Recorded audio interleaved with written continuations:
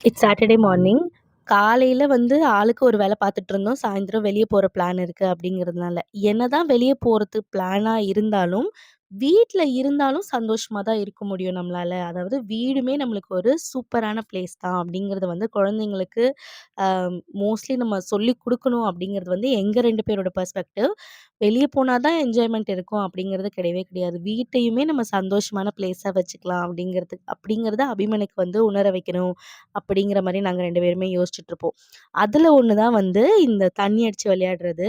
So எப்பவுமே வந்து ஸ்ட்ரிக்ட்டா obviously ஸ்ட்ரிக்ட்டா இருக்கணும். பட் ஆனா இந்த மாரி விஷயங்கள் பண்ணி எல்லாருமே சேர்ந்து அதுல விளையாடும்போது, ஒரு இன்க்ளூசிவ்னஸ் ஃபார்ம் ஆகும். அவங்களும் வந்து அபிமன் சொல்லவே வேணாம். தண்ணி இல்லன்னா அவருக்கு வெள்ளம் மாதிரி. அந்த மாரி நீ விட்டுட்டே அதுல விட்டுட்டோம்னா, அவர் பாட்டு நாள் ஃபுல்லா அதிலேயே இருப்பாரு. ஸோ சாட்டர்டே டைம் இருந்ததுனால இந்த மாதிரி பண்ணி கொஞ்சம் அவர ஆக்குபைடா வச்சிருந்தோம். என்னதான் நம்ம டிவி பார்க்கறது, ரைம்ஸ் பார்க்கறது அந்த மாரி இருந்தாலும், இந்த மாரி லைஃப் ஆக்டிவிட்டீஸ் பண்ணும்போது அது ஒரு தனி த்ரில்லா இருக்கும் இல்லையா?